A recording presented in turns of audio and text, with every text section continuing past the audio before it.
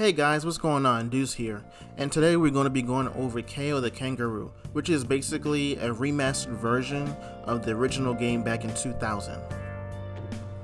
You know, these past couple years, we've been experiencing a lot of remasters lately, and I'm all for it. I mean, shoot, we had Crash Bandicoot Insane Trilogy, we've had the Spiral Trilogy, we've had Resident Evil 1 through 4 remakes, Final Fantasy 7.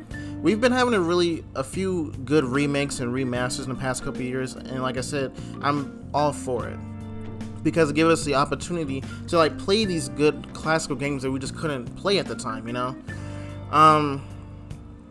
But I'm not sure if I can really say that for Kao The Kangaroo because that's a one-to-one remaster, and it's like what worked back then may really not work today, and I'll go further into that later on in the video. But I can say that, you know, I appreciate being able to play this game, to say the least. Did I really enjoy it? Not sure, but I can at least say I experienced it. So before we get on into the gameplay, let's just start off with the plot first. So Kao starts off with the main character wondering where his father and his sister are. Apparently they went missing before the events of the game. And his sister Kaya went off to save the father, Kobe, but apparently, you know, she got kidnapped as well, and now it's up to Kao to go save them both. And of course, his mother in the beginning doesn't want him to do so, but he convinces her in like 2.5 seconds. It was really no point even creating that bit of tension between them or conflict because it really didn't last that long. Anyway, so he goes up there and tries to talk to his master, which is I forgot his name. Walter, yeah. Go talk to his master, Walter, and he leads them to basically the different islands, and eventually he comes across these magical gloves, which are, I believe, they were Kobe's, before he went missing. And basically, there's your plot. You have to find your sister, find your father. You get these magical gloves, your master shows you where to go, and it's just a ongoing collectathon at that point. It's very basic shit. And I mean, it makes sense. I mean, it's from 2000, and platformers really didn't have a lot of story like that. The stories you could really get out of video games were RPGs, maybe action games, but it's mostly RPGs. So for them to kind of build off on that lore, I say that, okay, that's a pretty good attempt. I guess I really can't complain about that. I must say though, this is one of the things I did like about Kao The Kangaroo, was that unlike other platformers at the time of its release, it actually attempted to bring some bit of world building. And what I mean by that is that most of the time, you know, Mario, Sonic's, you basically they give you the objective, like right in the beginning, you know, the princess has been kidnapped, go save her. Dr. Eggman is wrecking shit up again, go stop him. And then that's it. The plot is told within the first 10 seconds of the game, and then it's just basically you take your character and move right until you get to the goalpost. But what Kao did differently was that they attempted to build a bit of lore by starting off with, you know, the main character, you know, is afraid for his father's and sister's safety. I thought that was pretty interesting because they didn't tell you, the game doesn't tell you later on, the game doesn't tell you what actually happened to him in the beginning. So that makes me think that it's actually, you actually learn what happened to them the more you progress throughout the game. And it's very heavy, very cutscene heavy, a lot of cutscenes in the game. And, you know, I think that was a pretty good attempt. The execution wasn't really the best, but given the time in which the game was released, I have to say I at least appreciate the attempt at world building. I wish they did a little bit more with the remaster, because that's the thing with remasters.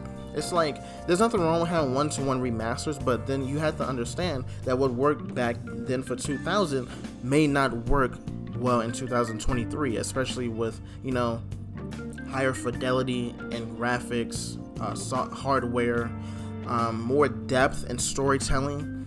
They really should have did a little bit more than that, because this makes me feel like it was just kind of like a cash grab. Like they say, oh, Spiral's doing well, Crash Bandicoot's doing well, Demon Souls is doing well, the Resident Evil franchise is doing well, why don't we make our remastered version as well? And that's the thing, that they should have went the remake route instead of the remastered route, because they did one-to-one remaster, and it's like, it felt like, at least in 2023, even on the platformer, it was rather bland. And I really can't say I appreciate that too much. It felt like a cash grab just because mainly Crash Bandicoot and Spyro doing well with the remasters. And I guess you can argue that Crash Bandicoot and Spyro also did the same, but for some reason, the characters felt more in depth. The story was as minimalistic as they were. The characters revolving around the main character and the world around them, it kind of made up for that lack of story. Especially in this day and age, when this day and age of simple platformers, they did pretty well. I don't know what was about Kao the Kangaroo. It's like they didn't try to change anything up.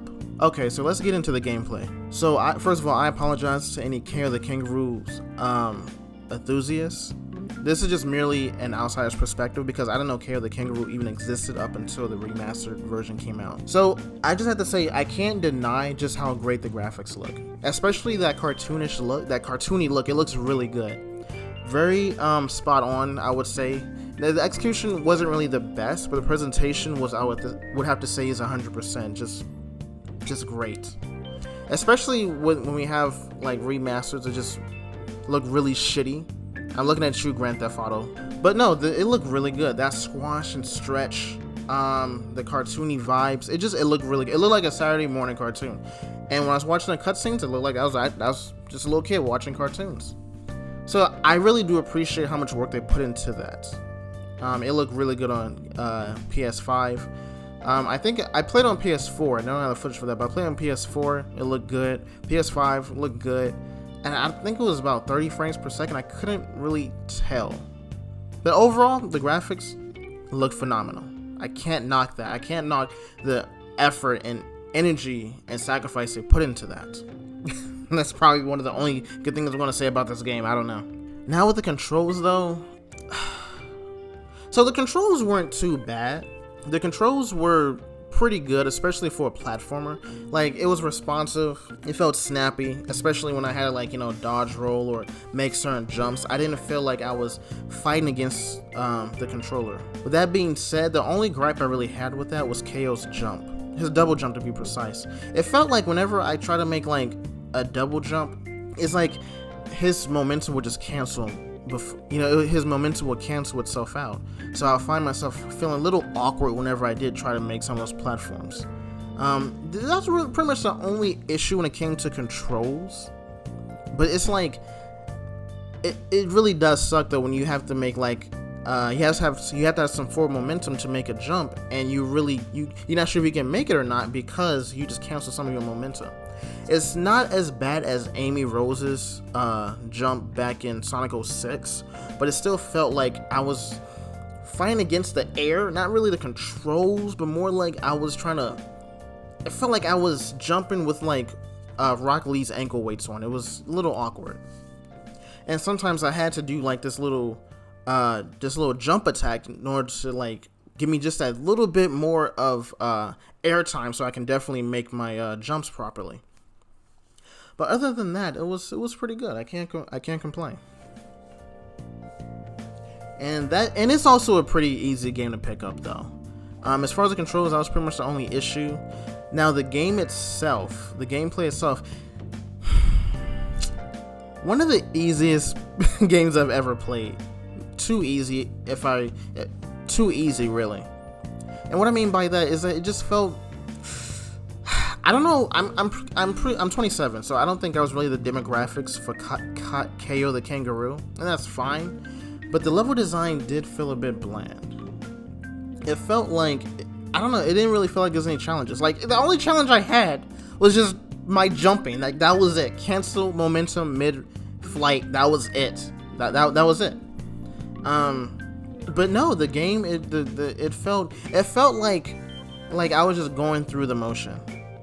And it didn't help when some of these levels were dragging on. Like in the beginning of the game, the levels were probably maybe like 5-6 minutes, 7 minutes tops. But then later on down the road, the levels are like 30 minutes long, and I'm like, what the hell? And that really rubbed me the wrong way, because like I don't really pay too much to level design. I just, enjoy the game. I'm not one to be like, I don't know, I don't really focus too much on level design itself, but it felt bland. It felt way too easy, and it felt like I was just going through the motions, because I went in this game, actually excited to play it, because it's an old game that about nearly 20 years old, a 20-year-old franchise, and I'm like, oh sure, I'm more than happy to play it. And I was, but then it just got to the point where I wasn't even I was going through the motion, just taking notes, that's it. Well, listen to a podcast or got YouTube videos playing in the background. It just felt like I was going through the motions. So that's another thing. I guess that was just a level design at the time, because again, platformers were very simplistic, and I guess they just wanted to carry that same design over to 2023 or 2022. But it's just it just didn't really seem right. It was very bland, if anything.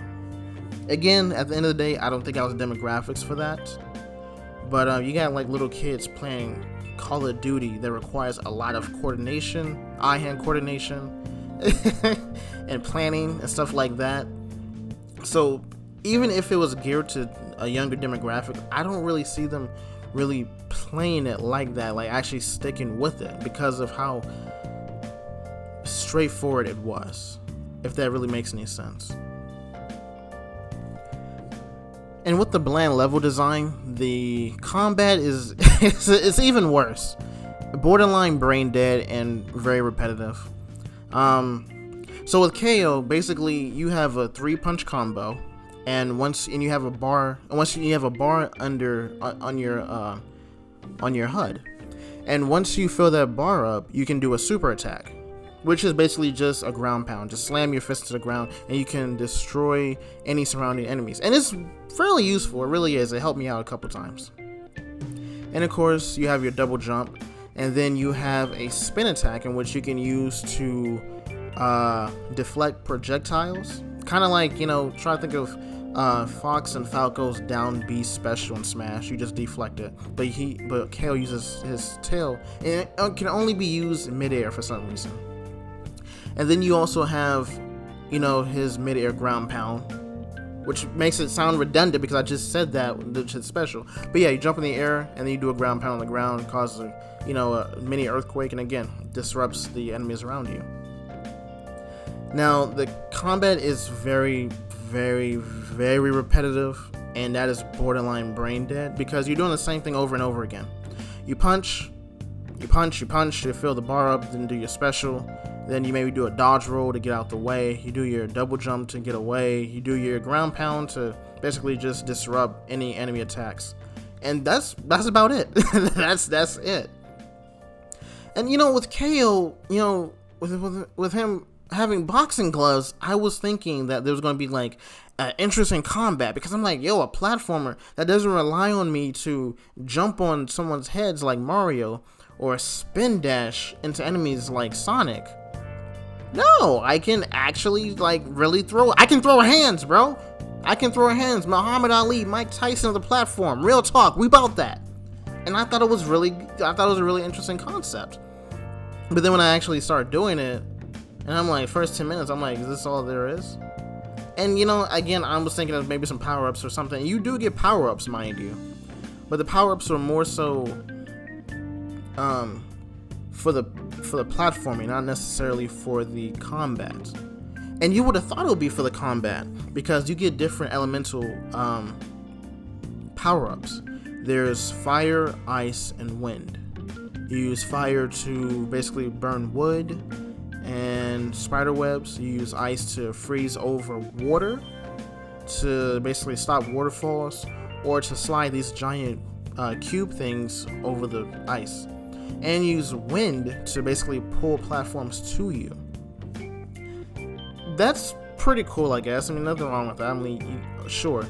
But with a platformer that puts a bit of more emphasis on combat than the contemporaries, I would have thought that these elemental properties will actually do something.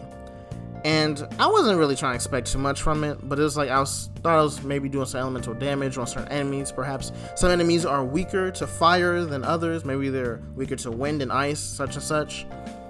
But no, you attack them all the same. It's exactly the same. And it's like, and that's what makes me think it was actually supposed to be doing something different, because your attacks, the color of your attacks correspond to the elemental principle you have applied to your gloves. So I'm like, what the crap?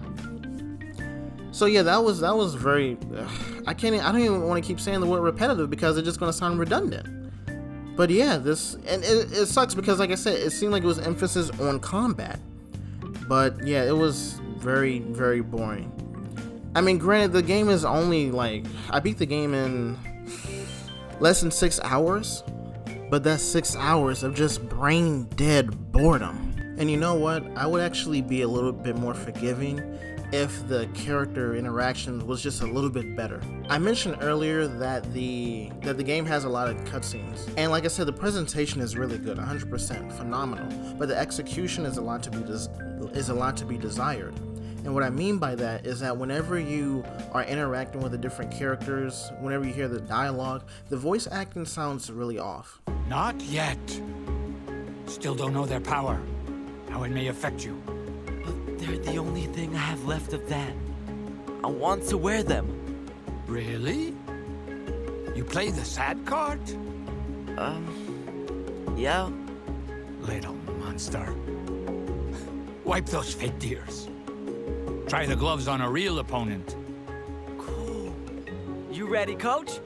Ah, I talk about the terror. Okay. The terror? Sure thing. No problem. Beware, Dark Forest, 'cause here I come. That's the spirit. They sound stiff, they sound stilted, they sound unenthusiastic. There's no tones different, there's no various tones in their voices, there's no inflections. Everything just sounds just as bland as the game design itself, and it really sucks. It's something that you notice more and more as the game progresses. And I get it, because they were developed by Tate Multimedia, and I think they're based in Poland, which, you know, last time I checked, English isn't a big language there. But at the same time, if your game is marketing towards English-speaking nations, then that's something that you should really work on and polish up on, because it doesn't, like, they weren't mispronouncing any words, but again, it just felt very unpolished, for lack of a better word. And especially Walter, it's like when you hear him speak, he's like trying to give off this Yoda impersonation, but with like no decent tonality, no real talent behind it, you know? And I get it, I really can't be talking much because I don't have the best voice, nor do I have good voice acting skills, but at the same time, as an English speaker, it's like, man, you would really like to hear the dialogue sound natural, instead of it sounding like people are just reading off a script in real time. And you know, that's not even like the worst issue when it comes to the interactions between the NPCs. In between cutscenes, when you're playing the game, in the overworld, you're going to be coming across different NPCs which you can interact with. And they give literally the most meaningless, pointless, useless dialogue that you can ever provide. The game is literally a collectathon, which you have to like collect these different rooms in order to access more areas and new levels. Kind of like the Mario 64 with the power stars, or Jack and Dexter with their power cells. They give you literally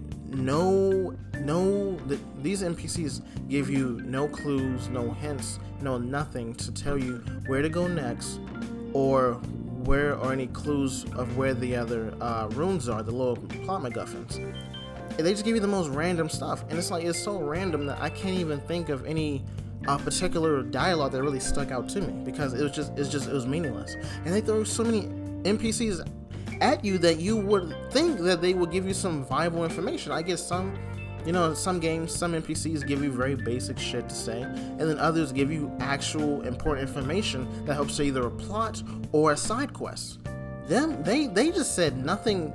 It was just dumb. And then they really talked for like a long time. I would find myself reading their dialogue for like nearly a whole minute, and I'm like, I didn't even learn anything.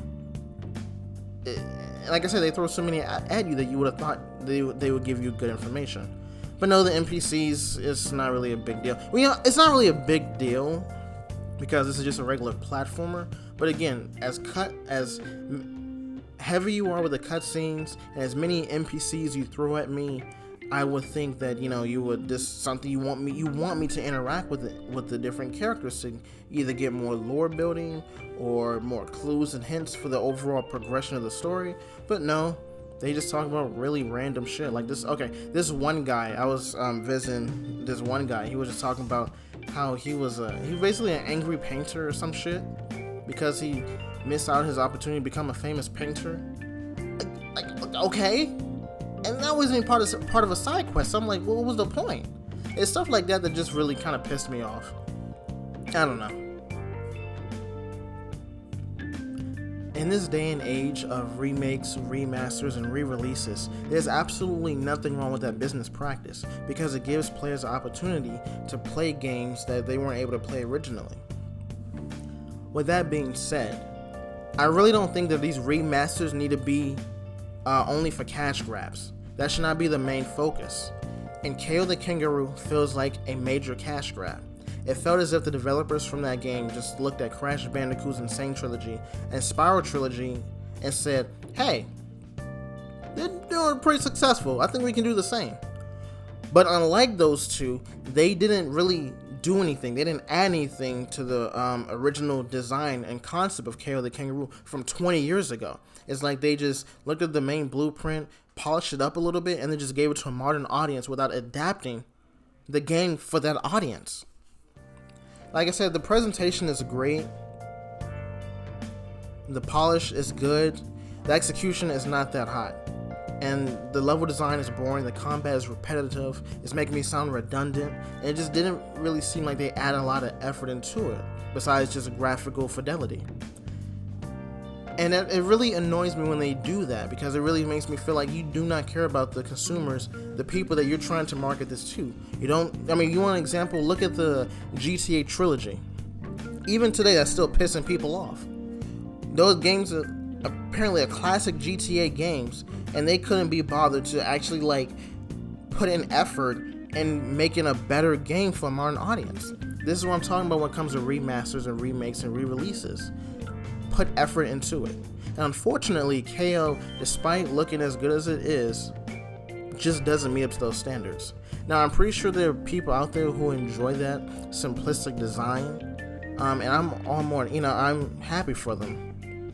I've seen a couple reviews in which people actually enjoyed the game. I think especially Nitro Rad, he really enjoyed the game.